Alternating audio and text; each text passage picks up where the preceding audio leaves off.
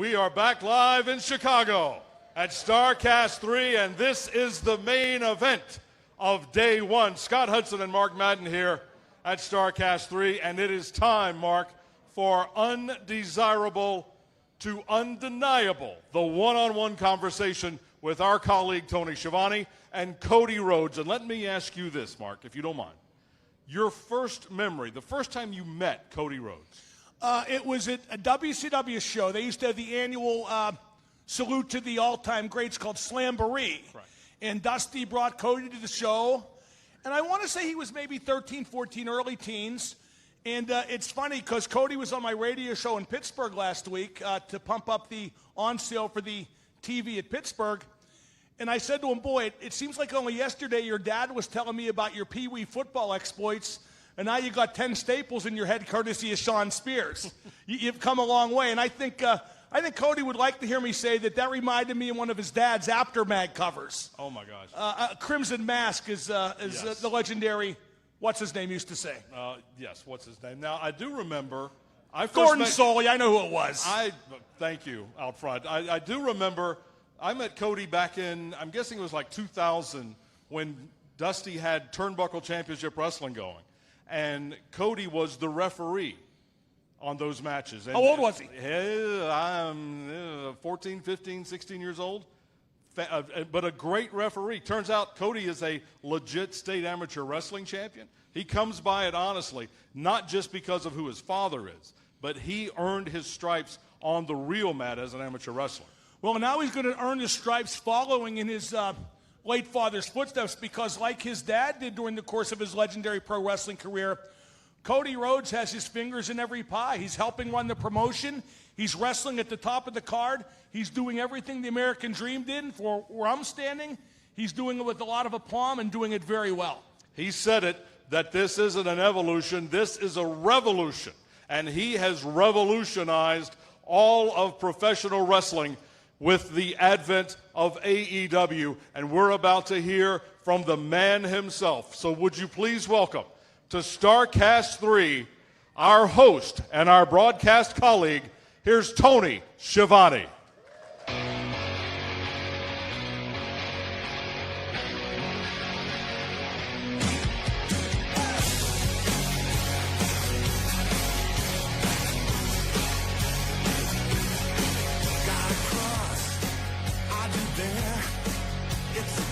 Thanks, everybody. Thank you very much. Thanks. Thank you, sweetie. I really have a lot of emotions about this show, and not only because of what I've become a part of his company now in AEW, and thanks. But because of what his family meant to me and have always meant to me. And so when we were discussing Starrcast and who would talk to Cody, I went, I'm talking to Cody. Okay? And it was long before I signed any deal with AEW, I said, I want to talk to Cody. Because I knew Cody long before he even knew who I was. And saw Cody grow up and saw him as one of the great high school amateur wrestlers in the state of Georgia. And now, look what he and the Bucks and Tony Khan are all building for us, right? And something that, JR and I are going to get it together tomorrow night. We'll talk more about this. I am so honored to be a part of what Scott Hudson said is the revolution of pro wrestling. This is the greatest time in the world for pro wrestling. And it's because of pro wrestling fans like yourself. It really is.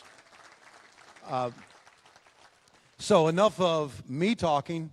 Ladies and gentlemen, we call this from undesirable to undeniable. Ladies and gentlemen, the one and only, here is Cody!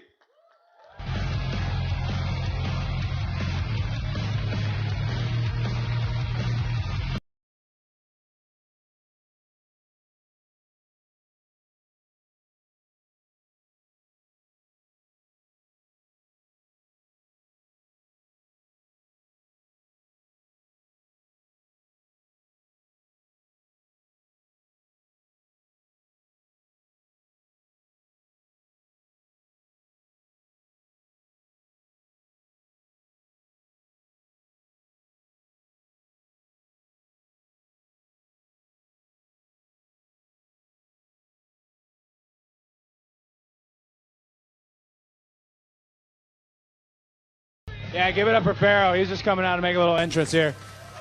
Yeah. All right, Pete, you got to go back. You got to go back. Oh, come on, Pete. Come on. They want you. You got to stay out. Yeah, baby. No, he's actually got to go eat, guys. He's got to go eat. All right, maybe he'll come back later. Man, you're proving me wrong here, Pharaoh. Thank you. Ooh. How's everybody doing tonight? All right. We sit? Yeah, we can sit. Cody, obviously you know this, is a big dog person, and my wife and I are big dog people. I donate to our shelter all the time, and it's nothing like him, huh? Oh, he's the guy. Pharaoh's a guy. You know, you have that dog that's like, I mean, we all love all our dogs, but there's the one that's like more, you know, it's like more than a dog. And I don't think people know. We were talking about it last night. Pharaoh, my dad always wanted a working breed, and he lived in with pugs and non-working breeds. Right. He always wanted this working breed dog, and when we got Pharaoh, or he used to call him Fro, he wanted him like every day. He was just, he's got to be over here every day. And they didn't have any land or anything for this dog to do, but he just loved the idea of this working breed animal, and he's now like, ooh. I mean, last year at All In, I got to hear the crowd actually pop for my dog. And it was just the most refreshing thing ever. And I thought, wow, well, he's got to come back to Chicago then. He's got to come back. So there he's here. So, yeah. Yeah, we were in. Hold on, though. Let me ask you a question. So did you tell everybody that you work for AEW now? Right? Hell yeah, it's official, right? Oh. Thank you. Here's the deal. Well, hold on. Oh, here's my question. Yeah. I read the press release. And honestly, I might have put the press release together. But I read the press release. I am so confused on what you do for AEW, though. Well, I feel it's an extension of what I did in the 80s and 90s. Ooh. And that is, I carried the bags of the American Dream Dusty Rhodes. Ah, no. So I'm going to be a valet once again, is what I'm going to be, buddy. You guys know how everything came to be with Tony, right? How it's Conrad, I don't know where he's at. You guys, Conrad's a sweet guy. We all love Conrad, right? Conrad, man, he's like Tony's agent, right? Yeah. Whew. He's such a, oh my gosh.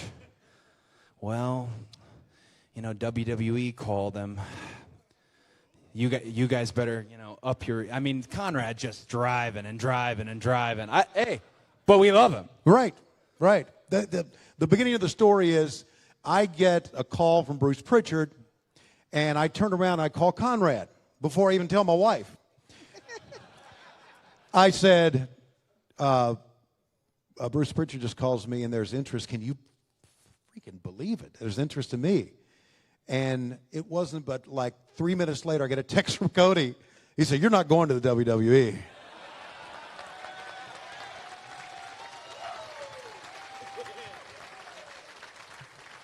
So all of a sudden, I'm like the flavor of the month for one day.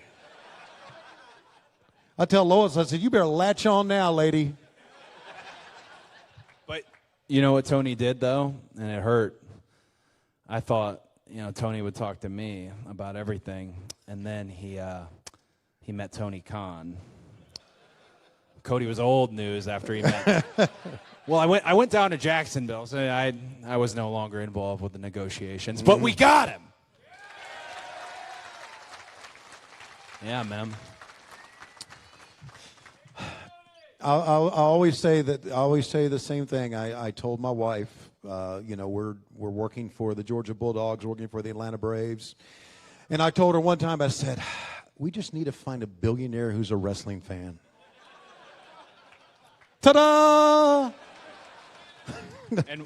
And what a fan. Oh, We ate dinner with Tony last night. I hope all of you get the chance to meet Tony or see Tony or have dinner with Tony. He just eats, sleeps, and breathes pro wrestling, and it is so refreshing.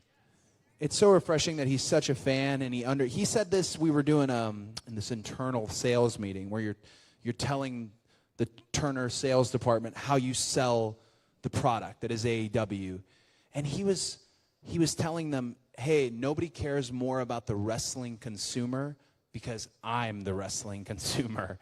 And the way he said it, I just thought, man, like he's just a really great leader, and I think sometimes he comes and hides. You can't really miss him.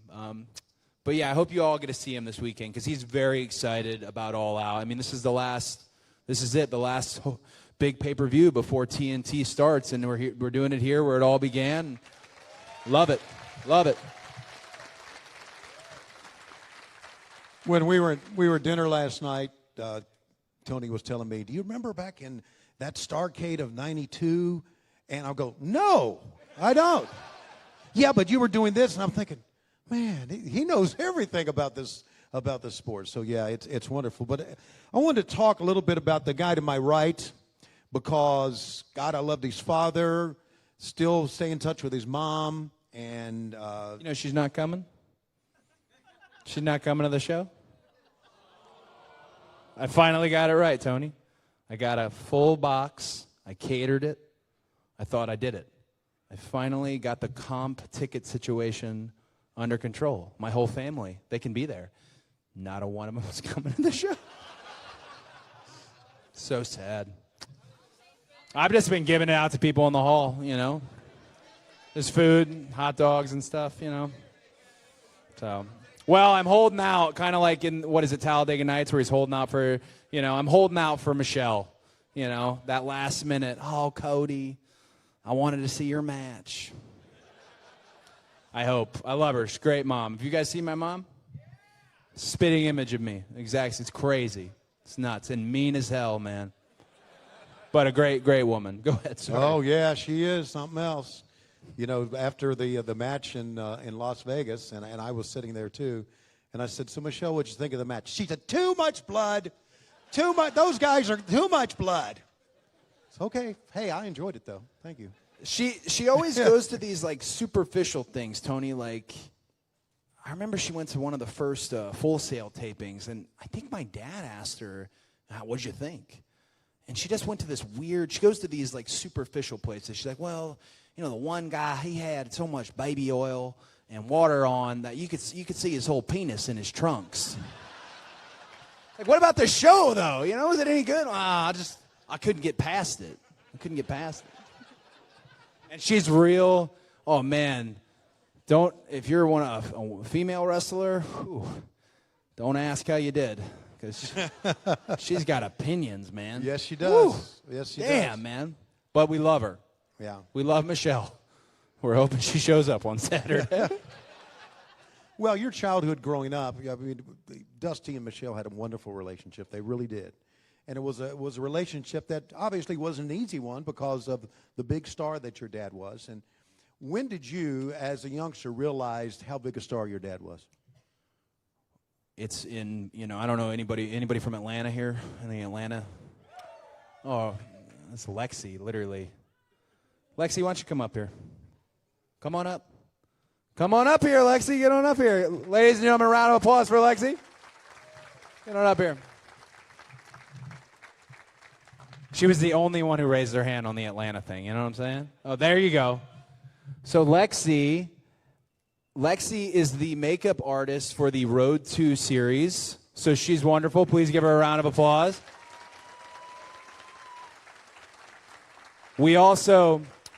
She also did a control center the other day. She did a great job on the control center, right? Yeah. And you're doing makeup for All Out? All right, let's hear it for Lexi. So, were you talking about when you realized your dad was a mega star? We're at the Omni in Atlanta, Georgia, and I I would go, and I knew he was some sort of, I knew he was like the boss, or maybe somewhat in charge. Right. Because all my favorites would go talk to him and ask him things, and they seemed to really like respect him. So I knew he was important. And this is when I was much younger, but Sting walked out of the back of the Omni at the end of the night. The crowd out in the parking lot. That's such a good feeling. Don't ever let us tell you it's not. The crowd who waited in the parking lot, they like went nuts for Sting. And as I went to walk out, my dad just, whoosh, he goes, watch this. And he walked out, and he got the biggest pop ever. Yeah. And I literally was like, who the fuck are you, man? Like what? I was just, like, blown away because they were like, Dusty, it wasn't, I had seen him as this producer, and I didn't see him that way. And it wasn't long after, I'm sure you guys remember Blockbuster or your local video store. Dude, if they had a good selection of every Coliseum, everything, the War Games tapes, everything I saw the wrong way. So my friends would come to school. Like I had one friend named poor Michael. He was talking about whatever was happening in the modern wrestling. And did you see the Jimmy Boogie Woogie Man match? What? But it was when I started looking back at those tapes. Right. Is when I really got a feel for it. And because we live in, pretentious, you live there too. Right. Pretentious Cobb County. It's like Laguna Beach without the beach. So all the dads and moms act like, they kind of look down at the wrestler guy. So I didn't, when you get out a little bit more southern Georgia, Florida, Tennessee, you start to feel like how important he was. And I just love it every year that what he did behind the scenes becomes more and more prominent. It's crazy. What's really nuts is we're 2 decades later and I have his exact same job. Isn't that something? At Turner. Right. And nobody at Turner works there from that period. So I don't have anyone to tell about it. Like, oh, you remember? Yeah. There's like one lady who's like, oh, I remember your dad. Yeah. But, can't keep talking to her every week. Yeah. And now you're back. Yeah, I know. Full circle. Let me TNT. Let me ask you a question. Okay. Are you and Jim Ross going to call matches together?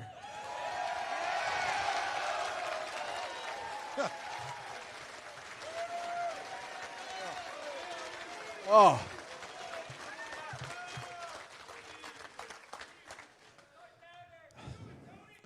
I know the answer. Okay. Do you want me to tell them the answer? Hell yeah, we are. But here comes the lull.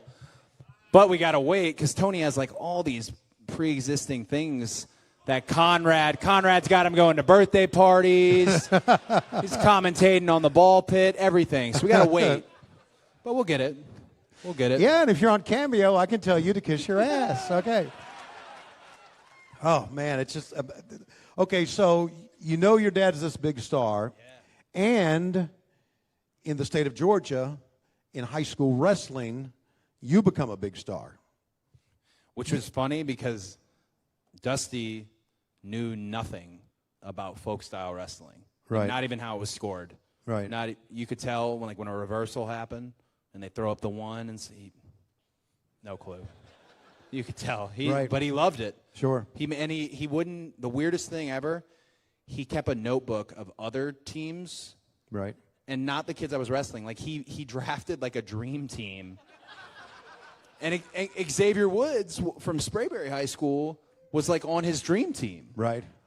So all these other kids would be like talking to my dad in the stands and like getting pointers and stuff. I'm like, you don't know shit.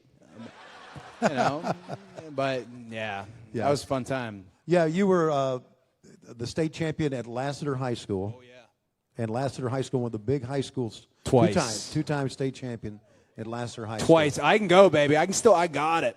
No, man, not as much as I thought.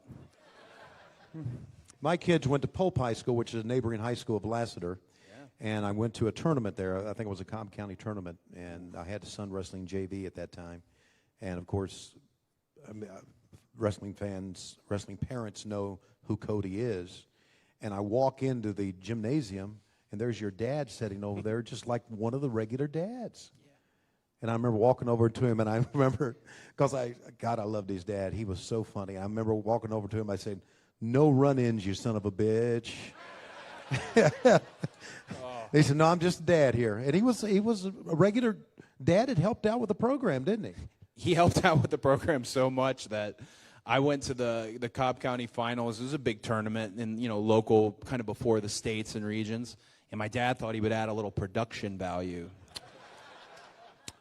So he suggested, well, they should do one big spotlight. That's what the Midwest and Northeast, they really treat amateur wrestling with a lot of love. That sounded good. Okay. And they should do a smoke machine, too. All right, we're getting there. And he says, we should get some of the, this is weird. He's like, should get some of the girls for the finals to, escort the guys out to the mat. Because it's like one mat, and they should have, like, cocktail dresses on. I'm thinking, oh, holy shit, like. And they get all of it.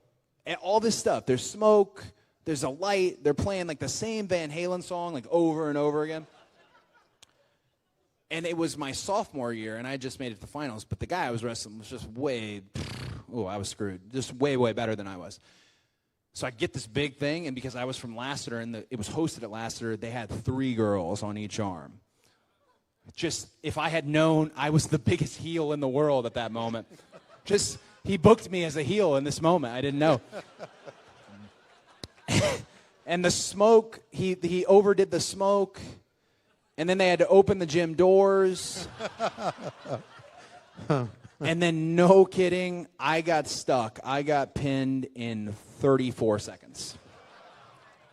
So he really set me up to fail with that one, He loved it, though. Well, it was. High school wrestling, really big in the state of Georgia. It really, really is. It's a big thing. It's so big, it's unfortunate that the colleges don't do it really in the SEC enough. Yeah. So Cody is this big amateur wrestling 2-time state champion, and now Cody is a big executive in pro wrestling. Tell us about your journey from when you left high school, getting into wrestling, into pro wrestling. How did all that go about? I loved wrestling so much. The only thing I love more than pro wrestling is my wife. That's it. That's how I knew, like, you're my wife, because everything else in my life is pro wrestling. I just obsessed with it. And I was always that way as a kid. I never thought I would do anything but. I wasn't going to college. I barely went to school senior year. Like, I'm going to be a pro wrestler. And then I got this weird, like, bout of nerves, or just, I don't know, when you're 18, 19, that radical thing. And I said, you know what? I'm a little too small to be a pro wrestler. I'm going to be an actor. And when I'm famous as an actor, it'll be easier to be a pro wrestler.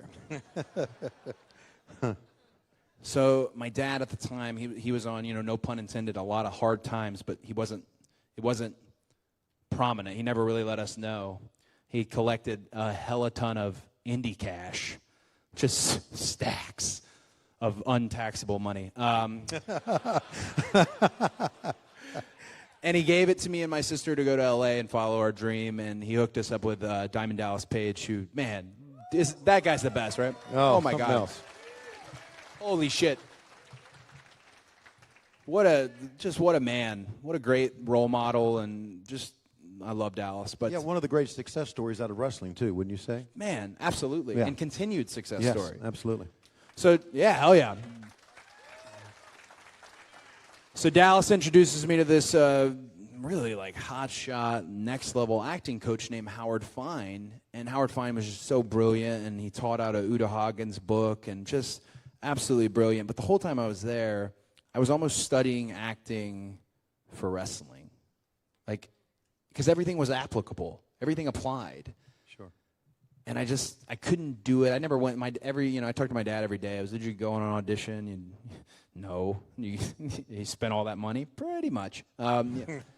But anyways, I knew it wasn't going to be long. I saw Randy Orton on TV, and I don't know why I thought I was as big as friggin' Randy Orton, but I'm like, oh, well, I could do this. I should have always done this. And that's where I made the call to John Laurinaitis on my own. I somehow discovered that phone number. So, and I made that call. He met me at the Marriott in Atlanta, and I had some concept art drawn up for him on who I wanted to be and what I wanted to look like.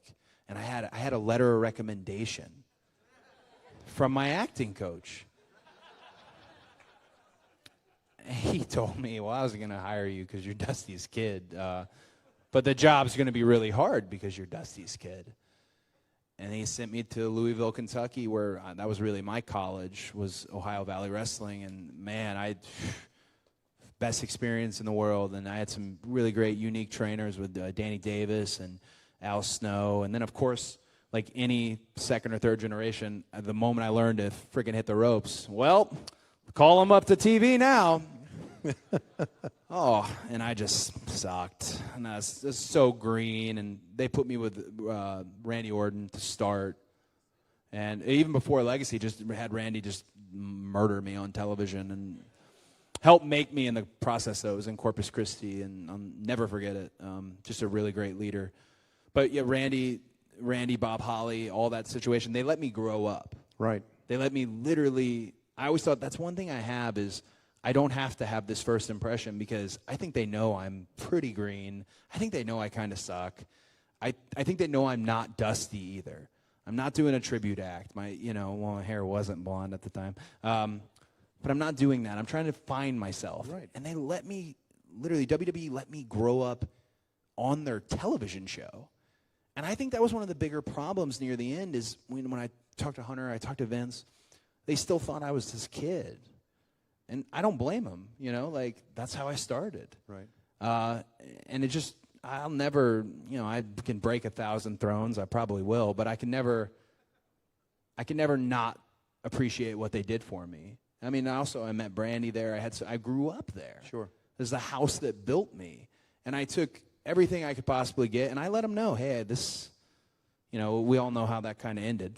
But I let them know, there's more to me than what you see. Sure. And the only thing I can do is show you, and you're not letting me show you here. So right. Mark Carano said, I'll see you next week. I said, no, you won't. And I just never came back. I didn't even sign my release papers, which I think is illegal, by the way. Don't tell anyone. And then the craziest, sorry, I gave you the longest form version of the story ever, but this has been the craziest period of time in my life. Right. It's the magic.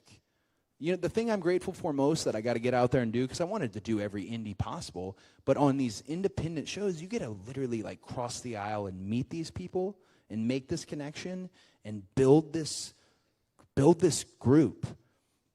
And that's how I got along with Matt and Nick. Me and Matt and Nick could probably disagree about everything when it comes to wrestling. We really do.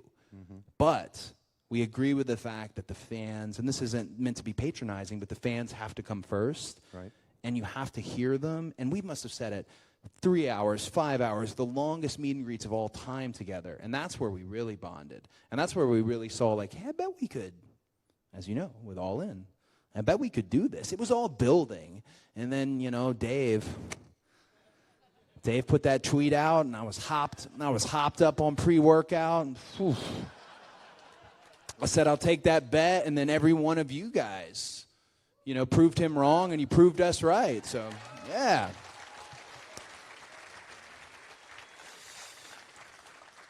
It is a remarkable story. I want to go back one tick, though, and ask about your relationship with Vince McMahon. Was it a good one? Yeah, it was, but it wasn't enough, if that makes any sense. Yeah, it does. I want to be the star player, if that makes any sense. Sure. I want to talk to you. Right. I want to know you. Right. And it's really weird when you're trying and you're trying and you're trying, and it just don't click, if that makes any sense. Yes, it does. And it's okay that my dreams, that was one thing that took me a while. It's okay that they changed because the product had changed there. There was a time when I was with WWE where if you went out on the live event and you just tore the house down, and Arn Anderson took that report and he told Vince, well, Monday you were on TV. You had earned it. Now, not saying that's not the case, but it just didn't feel like it was the same. So I just got tired of, wanting him to hit the ball back when I knew there was more to do. I mean, why try to impress one guy when you have the whole world to impress? I don't think he's ever going to like me. Right. As a wrestler or as a man or whatever that. I don't think he's ever going to like me. I don't give a damn. Right. And it's not out of disrespect. It's out of respect. That's your opinion. Great. This is mine. This is my opinion, and also all of your opinion. As far as that's what really matters. Like, why try for this one guy? You know? Yeah. Okay. I'm going to ask you this question. We'll move on from there. Oh, yeah. Okay. Ooh. This is a loaded one, all right? Yeah, you're getting me in trouble, so. No. Do you think that because of who your father was and who your brother was, it hurt you in the WWE? I think a lot of folks may assume that maybe this is why it didn't click. I think he had a relationship with Dusty. He had a great relationship with Dusty, and he had a great relationship with Goldie. I think he thought I was the same, and that I would like the same things. Man, guys, if you know anything about me, I am nothing like either of them. I don't hunt. I don't fish. I don't like bugs. I pay my taxes. Very organized. Oh, that's a line of the night. They're cowboys. They're wild. They're rebels. I wanted to be all that, but I liked Star Wars and comics. Yeah. And I could tell my dad, I think he enjoyed that, like, what a weird kid that I was. Right. He's a weirdo, but, like, he's my weirdo. I think he liked that because he was super dad to me. But, yeah, I think that's what it was. He thought I would have that same rapport, that same, like, rat-a-tat-tat. No, right. I'm a completely different person. Right.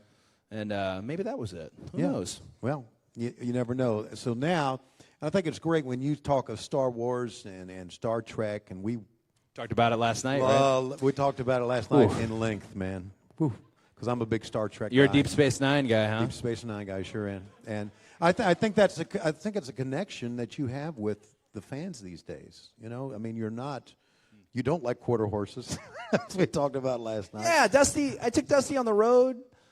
I'm doing these.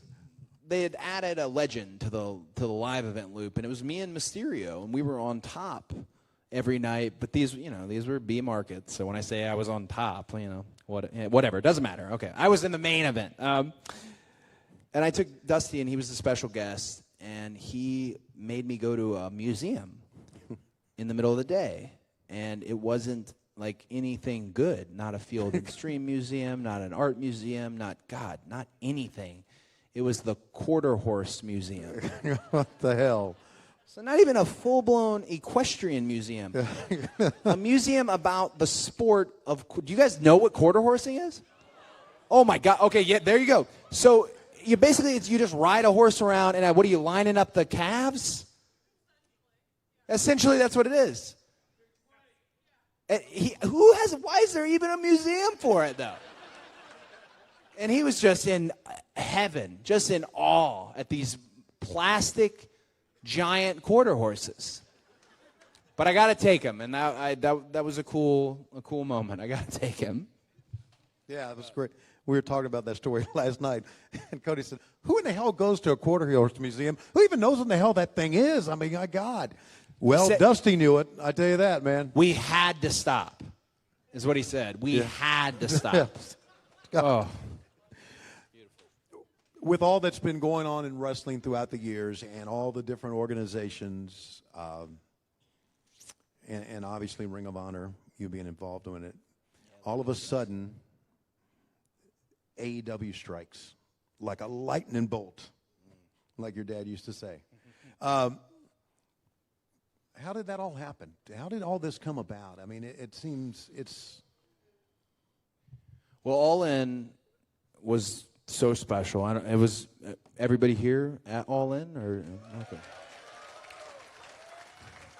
It was so special, and Ring of Honor did a wonderful job helping us with All In. Ring of Honor is an absolutely just a stellar place, and they were so good for me to help kind of find at the time what the American Nightmare would be. But my contract is just this unbelievable scenario where all these contracts are up. Myself, Matt, Nick, Hangman, and Kenny. Just doesn't look good on a calendar. And I even extended to stay and finish some stuff. But we thought maybe we'll just do our own show, Double or Nothing. We already had the name. We're like, we'll go Double or Nothing. And we thought maybe we'll just do that. And Tony the whole time had a whole different journey as far as he wanted to start wrestling. But what he wanted to do with his wrestling league and his company is he wanted to put it on TNT. Sounds great.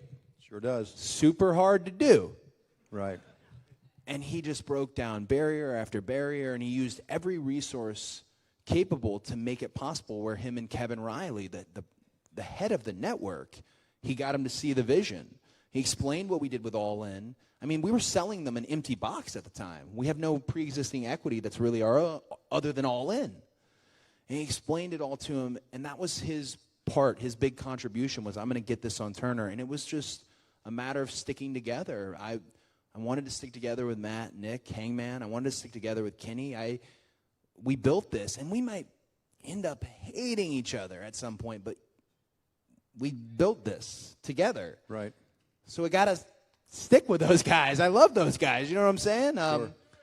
And we told all you. That's another thing. I'm a Hufflepuff. I'm very loyal. You know what a Hufflepuff is? No. Oh, you don't know what a Hufflepuff is? No. What would the Sorting Hat pick for Tony?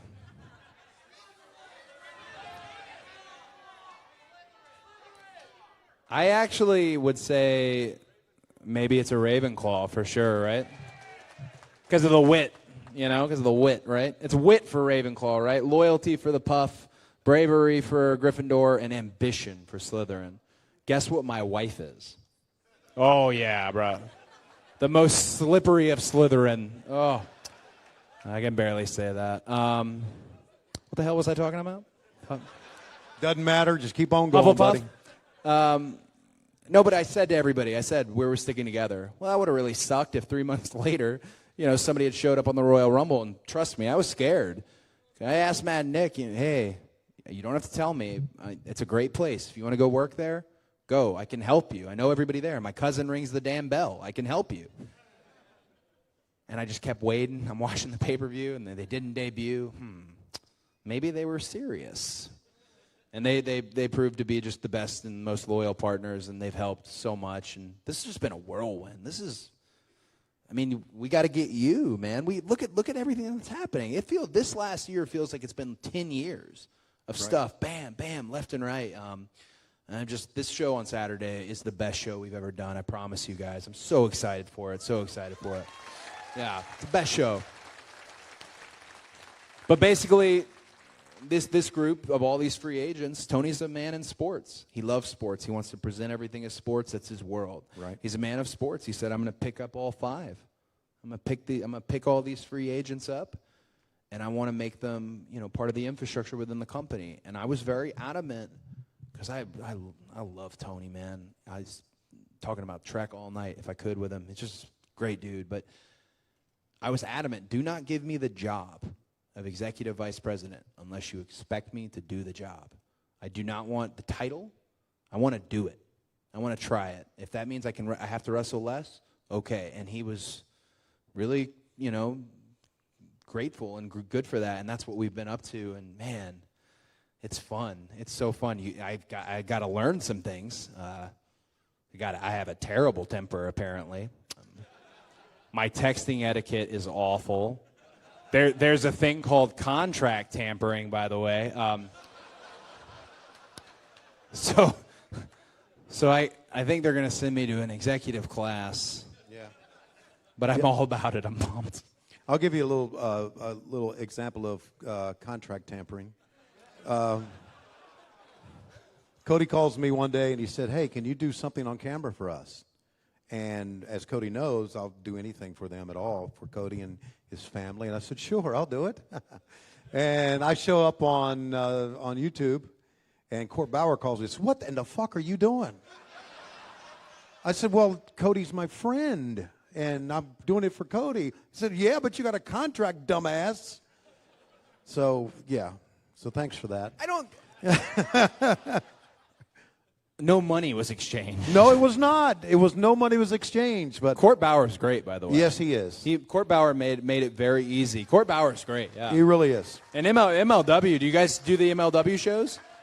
They put on a good show. They're cooking, man. MLW's cooking. Yeah. He made that very easy as far as because I'll give you an example of how stupid I am. You guys know the story of the belt and what happened with this big beautiful belt. Well, so when you buy a belt, guys, you can't just buy the hardware. You got to buy the license. You got to buy the whole thing. So I just wanted a really pretty belt that looked a little bit like the Mid-South North American heavyweight title and was really big. And we went through all these mock-ups, and we just went over and over and over again. And of course, Conrad's, he's an agent on this too. Yes, he is. Slippery. Conrad's a Slytherin for sure. Oh, wow. So we got it, and I thought, man, we got it at a pretty good price. Well, there's more. When it comes to all the licensing, action figures, video games, everything, you have to do what's right in those cases. And we ended up getting it. But I can tell you, I am no longer on the belt task force. And I'm not going to be able to pick a belt for quite some time. Some time. Well, it's gorgeous. It is absolutely gorgeous. Yeah. And, it is wonderful. What a babe, huh? Yeah. That belt, what a babe. Yeah. I didn't want to touch it because it's bad luck if you're a wrestler and you touch a belt and it's in your kind of wheelhouse. But, ooh, I thought about putting it on. I thought about it. Well, I didn't, though. It's bad luck to touch a belt? Well, if you want it, like if your goal at some point is like, well, shit, I want to be the world champion. Right. You're not going to rifle through someone's bag and you're not. Get a feel on it. Okay. You know what I'm saying? All right. That's what I'm talking about. Oh, okay, I got it. Yeah. I just wanted to make sure. I was so vague with the belt story because there were so many legal hoops I couldn't include in that. But just know, every dumb move, I made them all. But we got it. Since WCW went down, and there has always been some other wrestling organization to try, Impact, Ring of Honor, MLW, what is going to make AEW stick? What is going to make AEW, if you want to call it a wrestling war, you can call it a wrestling war. I'm not so sure. I know there's been a war for talent. I get that. What is going to make us different? There was a war over Tony Schiavone. That's yes, for sure. I know. You can tell. Where's Bruce? Is Bruce Pritchard here? No, Bruce is not here. Where's he? I'm looking right at you, Bruce. I won that one, buddy. Yeah. I like Bruce, though. I do, too. Bruce is one of my favorites. He does those impressions, and, Yeah, he's tremendously talented. they're very good. Yes, they are. But, man, just kind of brutal, especially if you're like the Dusty and the Cornette one. And I don't know how Connie does it, man, over and over again. So what separates us? Yeah. Man, what do you guys think? What is it? Is it Tony? No, I'm telling you, I'm talking about in the ring. I know what the answer is. The answer is talent. Yeah. Right? I think it's talent. Yeah. And I think the way that October 2nd and, this pay-per-view, I think the way it's going to be presented is presented as a sports product. I don't mean that it's not meant to be entertaining and there aren't narrative themes, but it's presented as a sports product like wrestling used to be presented. Right. And that's okay. It's okay to turn the clock back. We have so much forward-thinking talent as it is. To bring back some of that tradition and some of that long form and some of that just legit men and women fighting and the violence. And I was so excited to, that we're not held to the standard of TV PG because wrestling can't be PG. Absolutely. Right.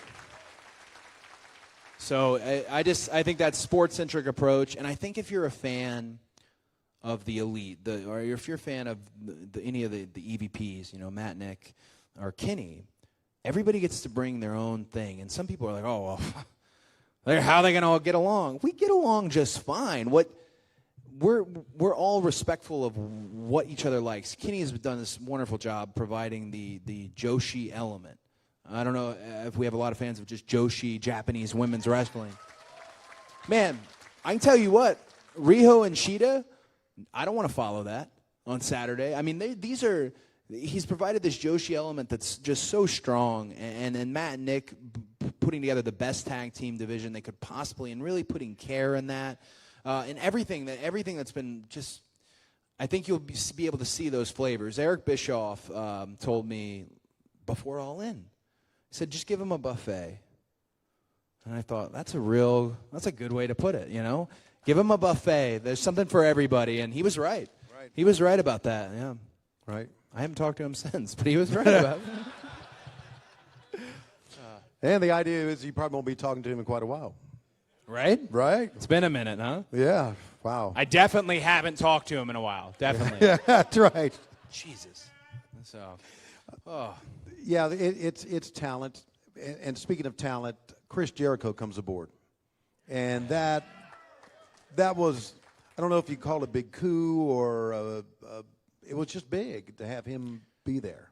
I don't want to put this guy on the spot, but there's a younger AEW talent. He wears a scarf. He's my best friend. He's salt of the earth.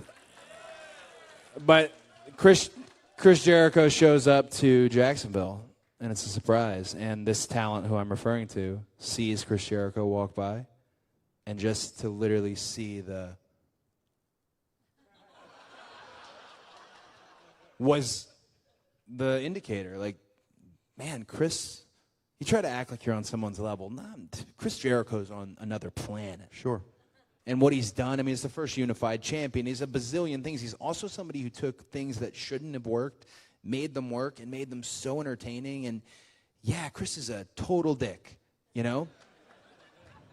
But he's a great upper echelon. We could only hope to be level of pro wrestler that guy is at. And for him to put his faith in us, right, I think it shook the whole system. Sure. That, oh, wow, he's, you know, that's a very smart individual. Right. And for him to put his faith in us meant a lot. And every day since, it's been hell on earth. But it was a big move. I have another impromptu question here. How do you choose your best friends?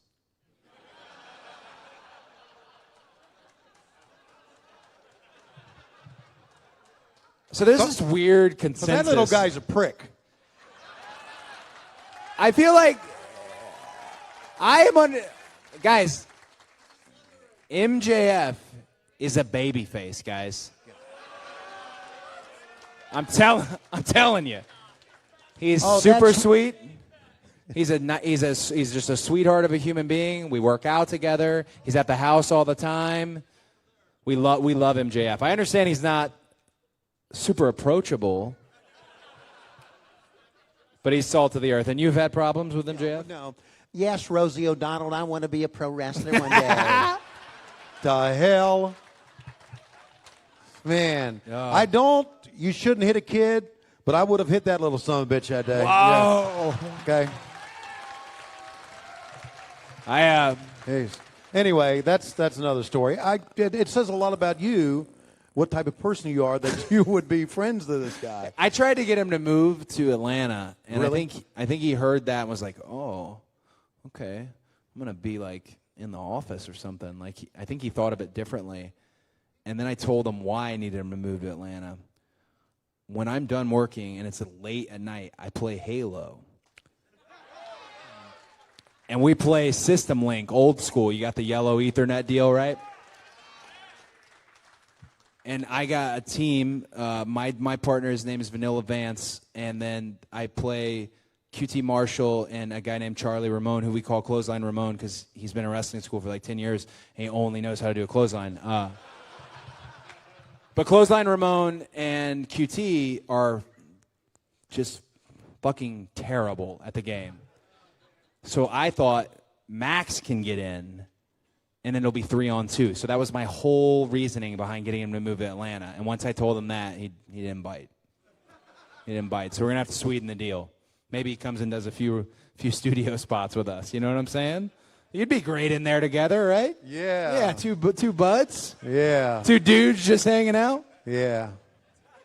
That'd be freaking cool. Yeah. Okay. Speaking of QT. Yeah, speaking of QT. What a hard worker he is. Oh, right? he's something else, man. I don't know if you guys know, and he's probably taking an adult nap on a couch backstage. QT Marshall was given the job of my assistant, and that instantly became associate producer, and he's continued to rise up and rise up. Almost everything you see with AEW, he has some hand in. That guy's working his ass off. So if you see QT, just tell him he did a good job, because he's, don't put him over too hard, but Yeah. he's doing a good job. He bother you? What's that? Did he get in? You got a problem with him too? No, I was saying if you Are all see my QT, friends like your enemies? No, just say no. If you see QT, say hair plugs do work. Whoa, whoa!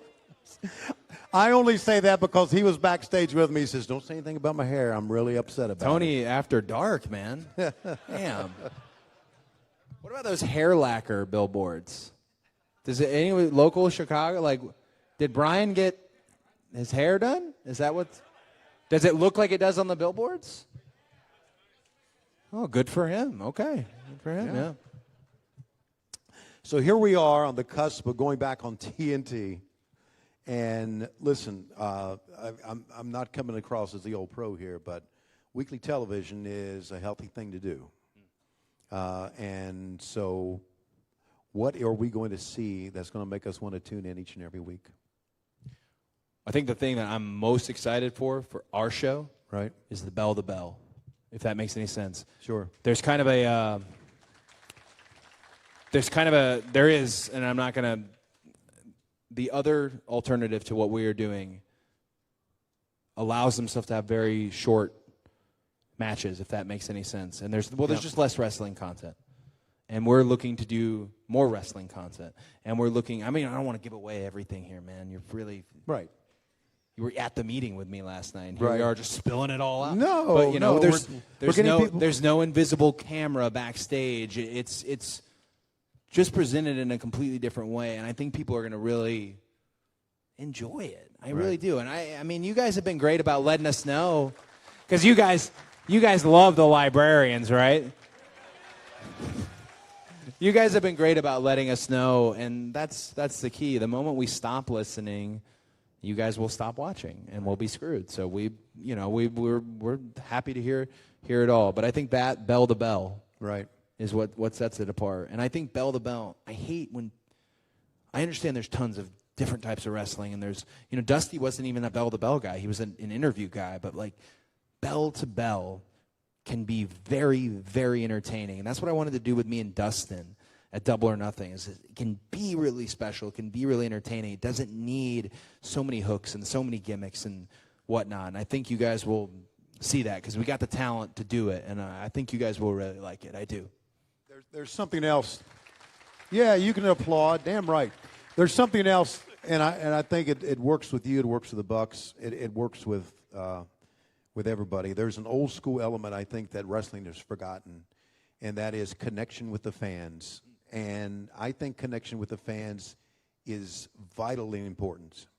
Back in the day when his dad was wrestling and he would go out and do a promo, he would talk to you. He would talk into the camera. He would talk to his opponent, be it Ric Flair or Tully Blanchard, but he would talk to you. He would go into your living room and he would pull you in. And you had a connection with Dusty. You had a connection with Ric Flair. And I know I sound like an old curmudgeon. Oh, this is the way we used to do it years ago. But that element is lost. And I think Cody has that now. And I think the Bucks have that now. Yeah. You feel as fans vested in this company.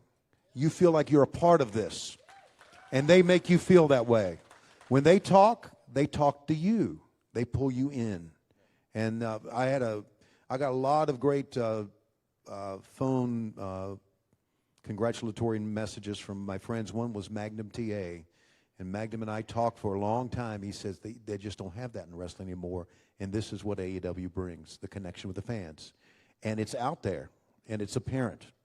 And I think that you guys coming out and everybody who has said something to me today and stuck out their hand to me, congratulating me on being a part of this with the Bucks and Cody and Tony Khan, it's just a thrilling time. And It is the connection. And that is why if you ever come to any and do an autograph session with me, I connect with all of you. I talk to you. I want to know your name. I want to know how you're doing.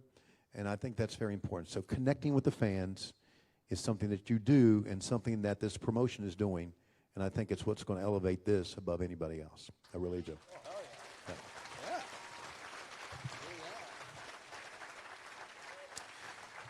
With that in mind, I wanted to ask you one more thing, and then we're going to go to questions. Having Dustin a part of this company. Oh, yeah. My press release went out today. Oh. Yeah. Because that was... Nepotism at its finest. But you know what? No. That was an ass-kicking match in Vegas. I'll tell you something. Yes, it was. And I don't know, hopefully he doesn't mind me sharing this, but I always wanted to have this match with Dustin and have it, and that was really it. You know, like, you go where you want to go, and I'll go where I want to go. Love you. You just were very different. But I knew in the back of my mind that if he delivered, and if I delivered for him, that I didn't have to come to him and say, hey, you want a job? Somebody else would. And Tony Khan told him, you made my company in one match.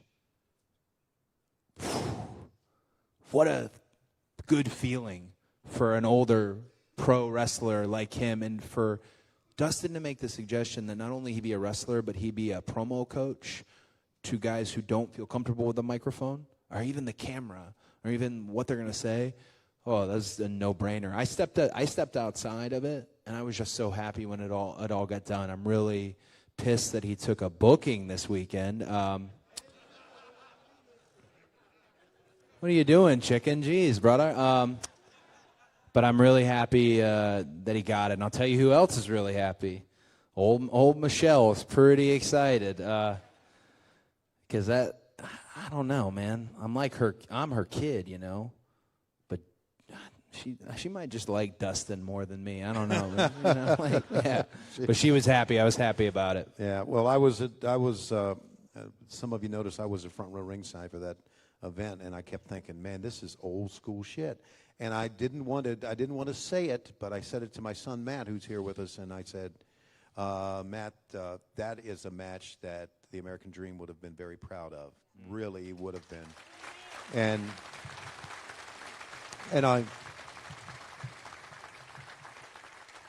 I saw Dustin the next day. He had a stage show at Starrcast II in Vegas, and I saw him next day, and I hugged him. I said, "You're alive.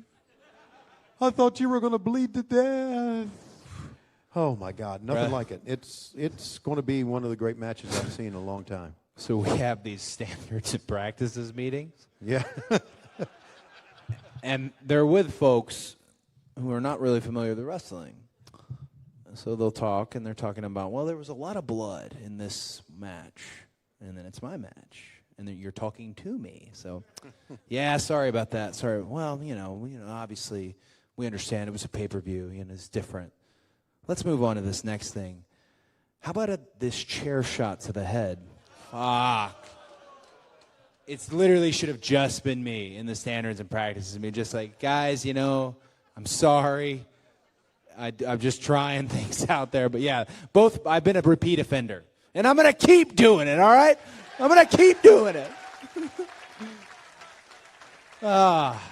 Maybe not. Probably. Oh. I sent him a text after the chair shot, and I said, some of you guys just don't learn, do you, man? Jesus, man.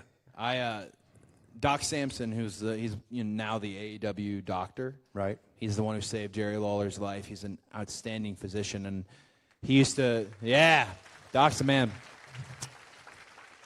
He stapled me up a few times at WWE, actually a bunch of times, particularly on live events where I was just running around with my hands down.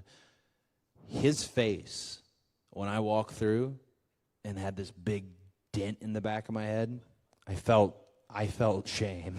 Because it was like his first night on the job. And Joey Janela's just falling on tacks. And just, I was thinking, if he says, I'm done, okay. That's fine. but he stuck around. So, yeah, we're good. Yep. Listen, we appreciate you being here. We want to hear from you. We got Josh Chernoff over here. Say hello, Josh. My mic's up now. It's on. Okay. Hello. Josh is going to get some questions from you. Please tell us where you're from, who you are. If you forget to, I get it. Okay. A lot of you have had a lot to drink today. I understand. You should not forget. Okay. You're the first one. But we'd like to hear from you. If you got a question for Cody, please let us know. Thanks, man. And Yeah. well, first and foremost, I want to say thank you, the Cons, the Bucks, everybody else for listening to us and giving us what we want.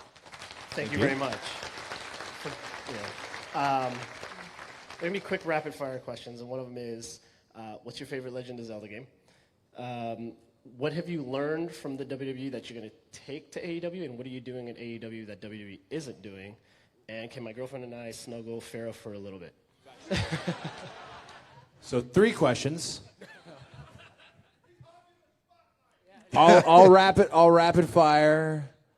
Obviously, it's Ocarina of Time for Zelda. Obviously, and you know what? And you tell. What's your favorite Zelda game? What's my favorite what? Zelda game. My favorite Zelda game? Damn it, Tony. Link to the Past. Oh hell yeah! Yeah! Yes. You did it! Yes! Yes! Oh Okay. man! All right. All right, so All right. Here, listen. I had 4 boys around his age. Okay, and there was one night, Matt can attest to this, that I beat. All right, I beat Mario World 2, Super Mario Brothers 2. Oh wow! I beat it at 3 o'clock in the morning. Okay, you know what I did? I woke all those little sumbitches up. Yes, I did. Wow. So guess what, dude? I'm the only one in the house that beat Super Mario Brothers 2. Oh wow! That is a true story. So I know what A Link to the Past is. Go ahead. So I was going to say, what's different is the bell, the sports-centric element of it. It will really be prominent with, the best wrestlers are the ones you will see on top. And as far as Pharaoh is concerned, if Vanilla Vance is backstage with Pharaoh, if you want to bring him out and you guys want to cuddle him, sure. If he is eating, if he's just running the halls like a wild man and no one's watching him, we don't know. But if Vanilla, if you can hear me, they want to cuddle Pharaoh. All right. Oh. Thank you. Hey, my name's Steve. I'm from Charlotte, North Carolina. Hey, Steve. Queen City. So obviously, your father had a lot of history in Charlotte, in Greensboro, etc. I noticed week 6, you're coming to Bojangles Arena, a.k.a. the original Charlotte Coliseum. Right. Was there anything that kind of decided, hey, this is where we want to take this TV show as far as Charlotte? Or how is that typically determined? Is it like a memory thing just to kind of bring some old school back to its roots? There are some markets, I don't like being insensitive and saying markets, but there's some places that aren't getting serviced. And I feel like when I say that, they're not getting properly serviced. A live event here and there isn't the same as a live television broadcast, something special with high stakes. I was born in Presbyterian Hospital in Charlotte, North Carolina. All right, so we were always going to Charlotte, brother, always. It's a great wrestling place, and I think people are quick to give up on the South because I'm from the South. We're a different type of fan. But, man, nothing's cooler than being able to perform in front of a fan, that type of fandom that's in a Savannah, Georgia, or Charlotte, North Carolina, and then to do it in Philadelphia, if that makes any sense. That's like the whole job that you want. So they were really into this night, and then the next night they're booing you out of the building or whatever. That's the job. So Charlotte was always something we were going to do. To give you the more nerdy, non-interesting answer, Raphael, how the hell do you say Raph's last name? I don't know. I just call him Raph. We'll just say Raph. Raph. Is someone that came over he had many years worked at WWE as a market rep. He's done all this data. He's done all this research, and he knows the buildings that aren't being properly hit, and he gave us the best possible lineup we could. He gave it to me, Matt, Nick, Tony, Kenny, and we've set up a really nice tour. And we want to make each announcement special because each market's special. And I know it's a slow crawl to the West Coast, but we're going to get there. 100%. And we will make it count. Yeah. All right, we have another question here. What's your name, sir? Tony from Hibbing, Minnesota. Cody, if you could just go into the thought process and the creative of the moment with you and Dustin where I need my brother. I can't speak for everybody here, but I thought that was outside of maybe Ric Flair, Shawn Michaels super kick. One of the most emotional moments in wrestling history. Yeah. So if you could just go behind the creative process. Sure. And who thought about that? And So thank you. if you ask me, and nobody really asks this question anymore because it's if somebody ever asks you if wrestling's fake, like if people still ask that question, I can never tell them with a straight face, yeah, it is. Because there's plenty to what I do that is not fake at all. And Dustin was not aware of what I was going to say. He was not clued into it. And nothing about that moment is fake. He could have said no. Thank God he didn't. But I can be a salty dude when it comes to my family. I'm not very popular in my family. They love me, but I'm the asshole of the bunch. But even when you're the salty brother and the mean sibling, he's still my brother, man.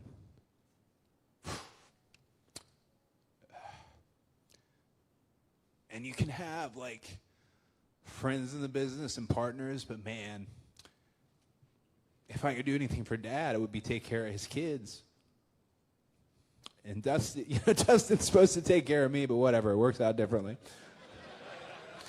So it was just a real moment. There was no creative process behind it. It was a matter of, I hope he says yes. And I'm not going to give him the mic in case he does it. So.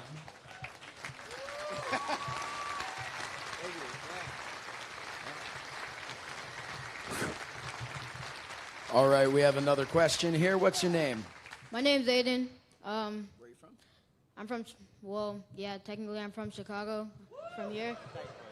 My question is, in WWE, who came up with the Stardust gimmick? And secondly, will we be getting any 20-minute promos on TV? Please no. Please no. Wow. What a shooter. Wow. What a shooter. Coming in hot. Where you at, man? How old, bud? I'm 10 years old. Jeez, I was a little late. I'm sorry about the F-bombs. I've been dropping them like crazy up here. I don't mean this in any disparaging way to the person who came up with it, but they were just trying to help, and it was the worst help I could possibly get at the time. I always thought the dynamic between me and Dustin was that we were different. That's what I liked about it. We were really different. He's like 8 feet tall and a redneck and just a mess. And I'm, handsome and no. But we came back to the curtain and the crowd reactions were getting a little less for the Brotherhood. Just a little less. We had a really hot run for a minute. And the chief brand officer of WWE said, why don't you paint your face like your brother? And she was only making a suggestion, but someone's face just...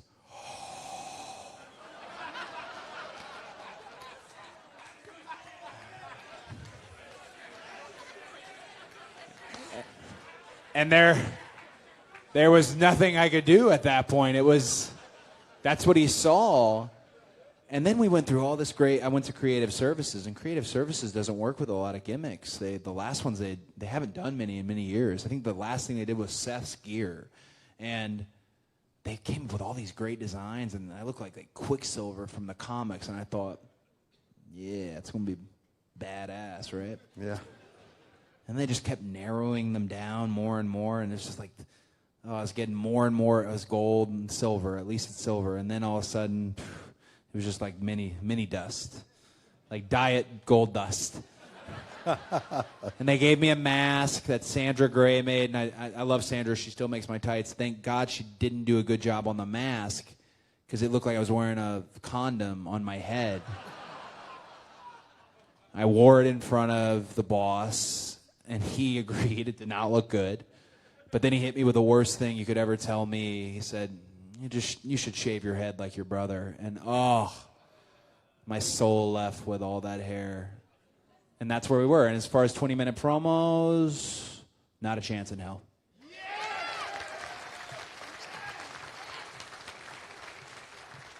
All right, we have another question here. What's your name and where are you from? Hey, Cody, my name is Brian from San Jose, California. What's going on, Tony? Congratulations, by the way. Thanks, man. I was curious. On the Mario or the job? Everything. I was curious if you could kind of tell me about your relationship with Sean Spears before, the chair shot. Kind of how did you get to know him or come up with him? What kind of led up to that? He taught me how to wrestle. It's a scary thing when you show up at OVW and everyone knows your last name and they assume you know everything. I didn't know anything. So he taught me how to wrestle. And regardless of where we ended up and where we are now, that's a huge, I always felt bad that I went and left Louisville after 11 months and went on to have a wonderful career and be able to be on the main roster and all that stuff and make good money and just have great experiences. And he was in developmental for over 10 years. So the chair shot aside, at a time, he was really important to who I am as a wrestler. And I don't like saying underrated because then people say, like, well, Heath Slater's underrated. Brother, Heath Slater ain't underrated. He does have kids, though. But he's almost unseen, if that makes any sense. And that is the nicest possible thing I could say about Sean Spears. Next question. All right, we have another question over here. What is your name and where are you from? My name is Nathan, and I'm from Wisconsin. First of all, Cody, nice jacket. Thank you. Thank you. It is too small. Secondly, I know this is a little bit repetitive, but I also want to be another one of those people that says thank you, to the Bucks, to Kenny, for everything that you've done. You've definitely showed that you listen to the fans, and it's very appreciative of the fact that you guys are giving back to us what we would like to see. So thank you very much, and thank you to AEW for everything you've done.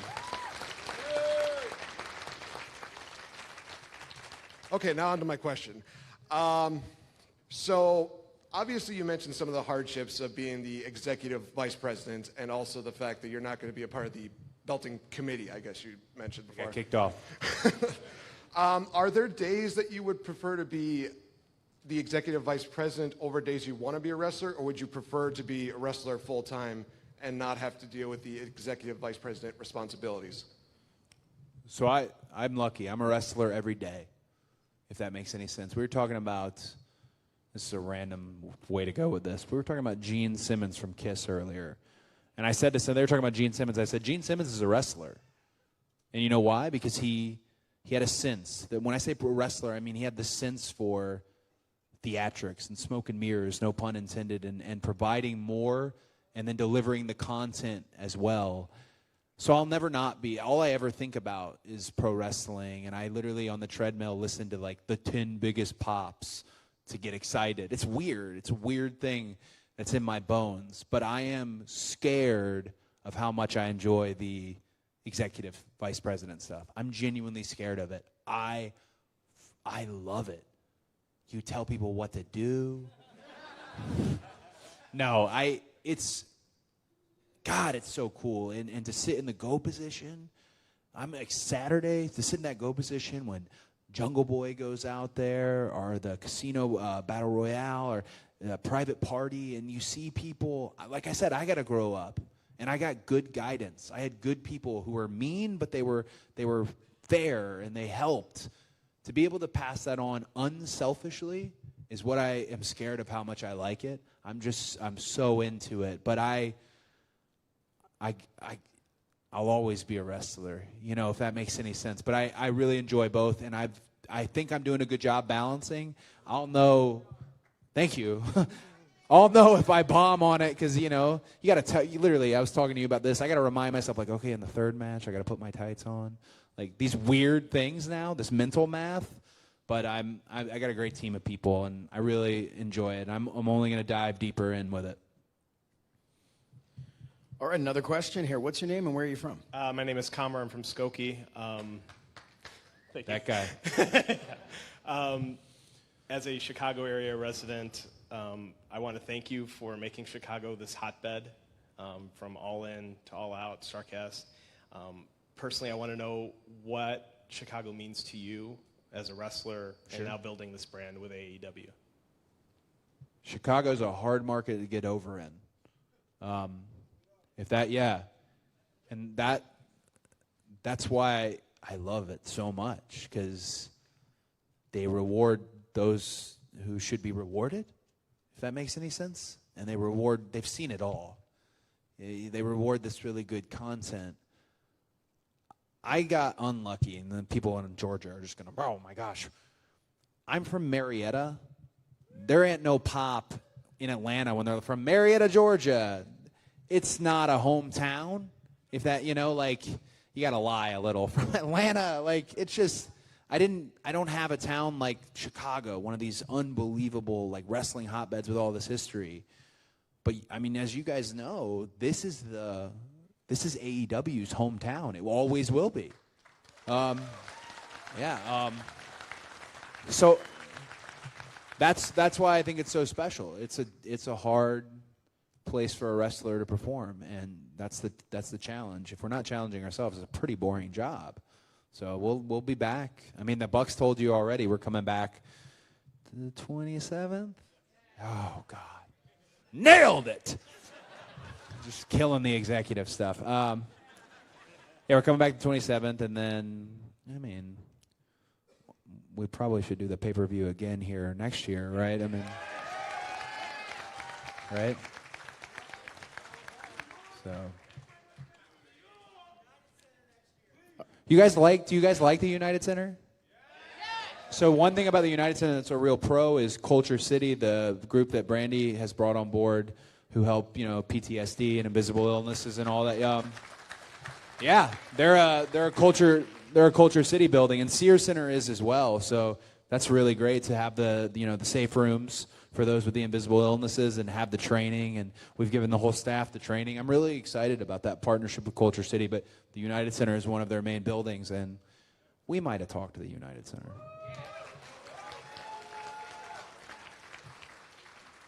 All right, we have another question here from gentleman in a Double or Nothing shirt. What's your name? Where are you from? My name's Nick. I'm from Detroit, Michigan. So, at least a couple fans out there from Detroit. There. Yeah. So my question is, so we all have those matches that we watch and we're like, man, I want to watch that every goddamn week. Where it could be Saker Michaels and WrestleMania 25 or Steamboat Macho Man WrestleMania 3. Now, do you have a match like that where you just go, I want to watch that every goddamn day? A lot of people probably know this answer. I have 2 matches. And I will never lie to anyone. I could watch Hogan Rock all day. Jim Ross, he beat Andre the Giant with that move. It's that's it. That is what wrestler heaven would look like. That reaction. And 2 of these just genius guys doing genius shit. Oh my gosh, I could watch Hogan Rock all day long, and if I ever had to show somebody, hey, you want to see what pro wrestling is? I'm going to show them that match. Maybe that's not a good thing to say. Is that okay? Okay. You had a weird look, Tony, so I felt... No, I'm with you. I was thinking the same thing. Great match. One of the best ever. The other match is not the best tag match because it falls apart at the end, but it's a special match for me. It's at the Miami, I think, Night Center, Clash of the Champions. Second clash. Tully Arn versus Sting and Dusty. Right. Whew. Man, whenever I need to remember, God, why everything's so emotional. Whenever I need to remember how special he was, I watch it because Sting is so friggin' over with the crowd, and the young kids. You see their paint and everything, and you can hear Jim he's the most young. You can hear the sell, and it's not hard to sell that guy because he was the real deal. But in Florida, man, when they tag in the Dream. Absolutely. And this is going to sound weird. It's some of the fakest shit you have ever seen, but it didn't matter. Right. It wasn't like, oh, we know that punch. It was just this feeling.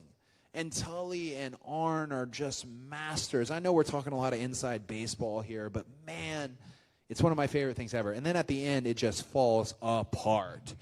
Barry shows up. Teddy Long is the referee, and I don't think Teddy Long knew how to referee at all. He misses every spot. But God, the first time they tag him in, man, like it's the same thing. If I had to show somebody, like, who's your dad?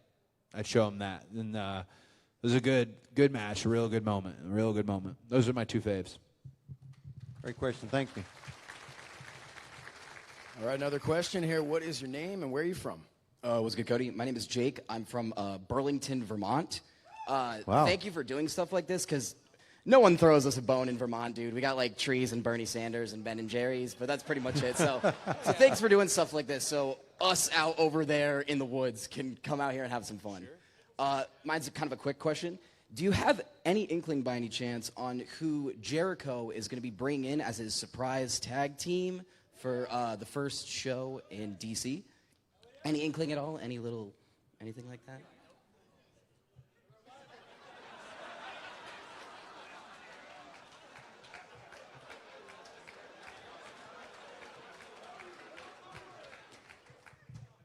So I'm getting good at the executive stuff.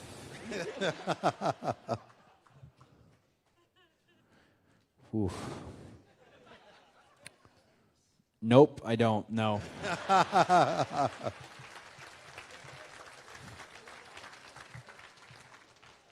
right, what's your name? Where are you from?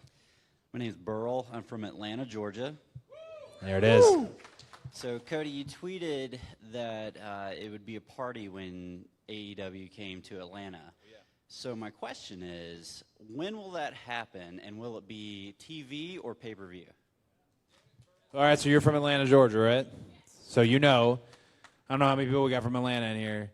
I love my city. I love the state of Georgia. That's God's country. I always go back there. But I tell you this about Atlanta: if you don't make that special, they are not coming.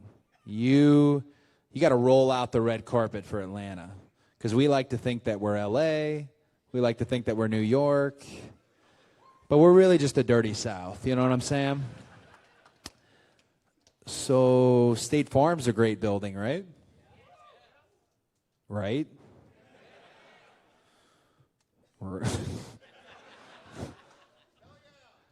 I'll stooge something off. Very likely will be an episode of TV and a pay-per-view. Very likely. All right, what's your name and where are you from? My name's Glenn, and I'm from the Washington, D.C. area. Oh, yeah. Kind of a question, comment type of thing. You came to a little town called Fairfax last year for Ring of Honor, and you literally came out and spoke afterwards, dropped the F-bomb on TV by accident, but it's okay. Hey, we're good.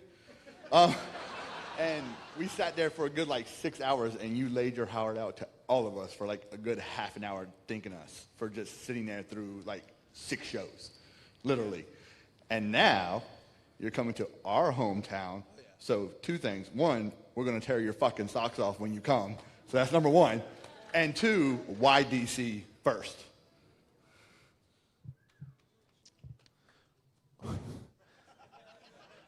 There was a lot of patriotic. I'm a diehard, patriot. I'm super. I want to run for office one day. I'm very into the political theater. 2020 may be a hair early. Brandy's not super stoked about the political service thoughts, but we'll get her there. DC. Not only is it a wonderful part of the country, and it's our nation's capital, and it's a great arena, Capital One being a great arena, it's also, I hope you don't hate this answer, but I really want people to travel there too, because it's a great experience. Every freaking museum there, you're looking at history. When you land in London, for example, everything's history. Every building's super old. It's special. We don't have so many places like that in America where really that's the heartbeat of where everything is at. And, Boston's a little bit like that, but DC, man, and I just hope people get out there a little early. I think I might have told you in the parking lot. Okay. This man was in the parking lot. I think we're going to attach some peripheral events so that we can make it more than just, the TV show itself. Conrad's really dragging his ass on the Starrcast DC concept, right? If you see him, let him know. But yeah, no, I really want everyone to come and converge on it because America's, I don't know if you got a lot of world travels in here, but we're not the most popular country in the world by any means. But there's one thing that I love is the language of wrestling is universal, man. It's red, it's blue, it's green. It doesn't matter. It doesn't matter. And I think it's great to bring all those people under the same roof and just weirdly love each other over violent wrestling. I love it. So, yeah. We have time for one more question. Yeah, last question here. You're wearing the Ric Flair shirt here. What is your name and where are you from? My name is Yuri. I'm from Brooklyn, New York. I wanted to ask, first of all, Tony, I too hope to never age, just like you. You don't ever want to age like Tony has aged? Yeah. No. Or you don't... Okay, because that can go. I just want to never age, and I think Tony's got the secret somewhere. But he looks great, doesn't he? Tremendous. Yeah, at this point in his life and career, he's supposed to be fat and obnoxious and like 97 dirty. every day, and look at him, man. He's killing it. Love it, man. Yeah. What a stud. I wanted to ask about the style of wrestling that's being presented as competitive, sport-oriented, while also having guys that are polarizing and atypical, like Orange Cassidy and Joey Ryan. And I wanted to have your thoughts on it, because I, for one, love both of those guys and what they present, but with this kind of approach that you're doing that's eclectic, I wanted to hear your thoughts on blending the two. Good question. Thought we were going to get a softball on the final question there, brother. So freshly squeezed. I was a little pissed when we announced Orange Cassidy and everyone got mad. Well, not everyone, just like Jimmy and Russo and, they got mad. But then nobody defended him. And then I barely know the guy. And then I'm tweeting, he's a great wrestler, because he is. Being a great, I was mad.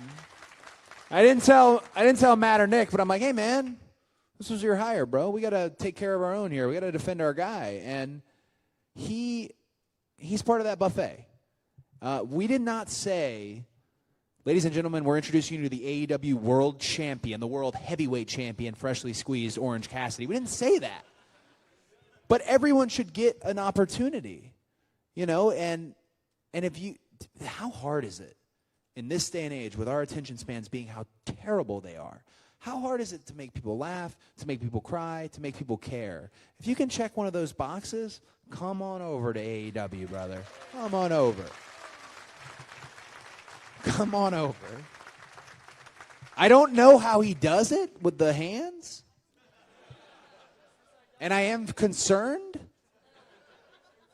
But let's watch it unfold. That we're in this weird, this is the last thing I'll say. We're in this weird stage where everyone's just standing over our shoulders as we paint this picture. I don't know. Let us paint the damn thing and then tell us if it sucked or if it was really good.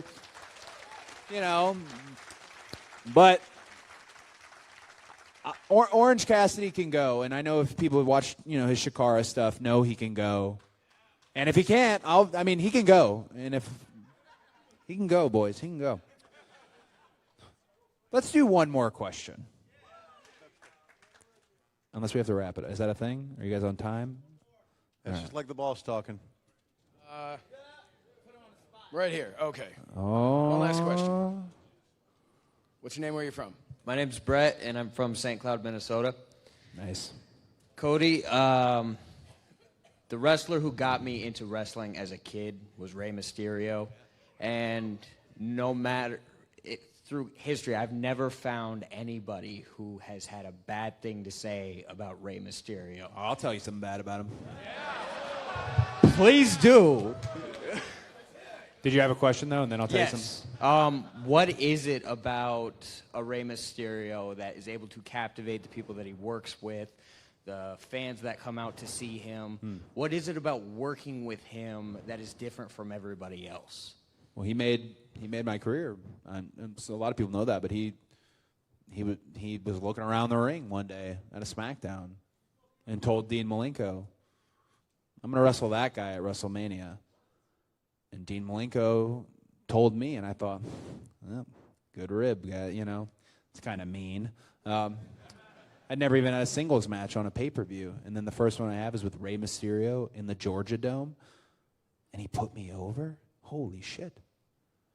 Real inside baseball here. But I'll tell you, he has something special. And Tony saw it early in Nitro.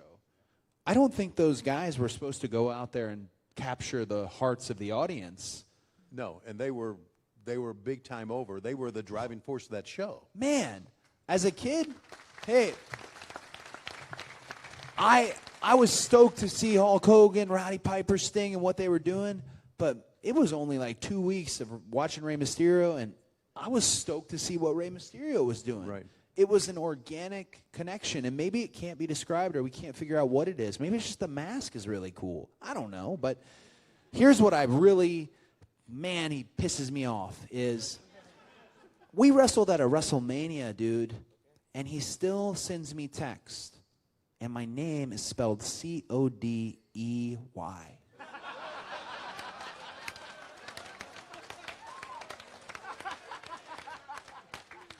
We wrestled at a WrestleMania together, man. Breaks my heart. But I hope they I hope they do right by Ray, because if they don't, I'm going to steal that son of a bitch right off of him.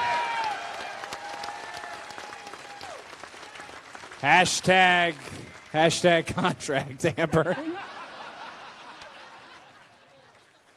Everyone, thank you very much for being with us. Here is Cody.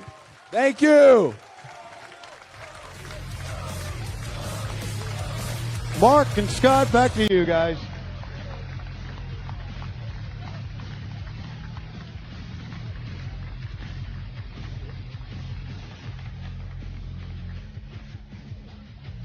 That's going to wrap up what we just saw with Cody and Tony Schiavone. Undesirable to undeniable. Perfect title for a man, the boss, like Cody Rhodes. I got to ask you, tell me a little bit about your thoughts about what we heard from Cody, Mark. Well, I enjoyed hearing Cody talk about the two matches that he watches for inspiration, because I'll tell you one match he was involved in that I watch over and over because it's one of the best matches in recent memory, and that's him versus Dustin at Double or Nothing in Las Vegas. It's the only time that brother versus brother worked in wrestling besides Bret versus Owen Hart. They just ticked every box. They were unbelievable. Came back as a tag team on a show after that against the Young Bucks. The Rhodes story, boy, it dates back for years, Scott, but it's not even nearly done being written. Absolutely not. Cody is leading the revolution of AEW, but I got to say this. How wonderful was it to see Tony Schiavone back in a position of authority and prominence in professional wrestling? Well, I'm glad to see him because he still owes me money back from the WCW days. But in all seriousness, I've always thought Tony Schiavone is one of the best two play-by-play men of his era. Oh, thanks, Mark. And to see him, you rank somewhere in the top 17, no lower than 20. And to see him back in prominence and having a job with AEW moving forward, I'm just thrilled to death because I've always known how good Tony was. I think coming back for one more run at his age kind of validates that for a lot of people who might not have known or might not have agreed. So great job tonight conducting the interview, and very few were better on the microphone on wrestling TV than Tony Schiavone. What a night it was here at Starrcast 3. This is day one. Day two, obviously going to crank up tomorrow morning with, is it song and dance karaoke with Dean Malenko? What are we doing with Dean? I can't wait to see Dean Malenko be interviewed, because when I worked with him in WCW, and unless you were backstage, you don't know he's one of the funniest, wittiest guys I've ever known in wrestling. So I hope tomorrow morning we get to see that side of him right here at Starrcast 3. Get a good night's sleep. Get up early in the morning, grab some breakfast, and join us right here on Fight TV. Starrcast 3 is hitting the bricks for the night. We're going to fire it up first thing tomorrow morning as we head to All Out Saturday night from AEW. Until tomorrow, for Mark Madden, I'm Scott Hudson. We'll see you back at Starrcast 3 first thing in the morning.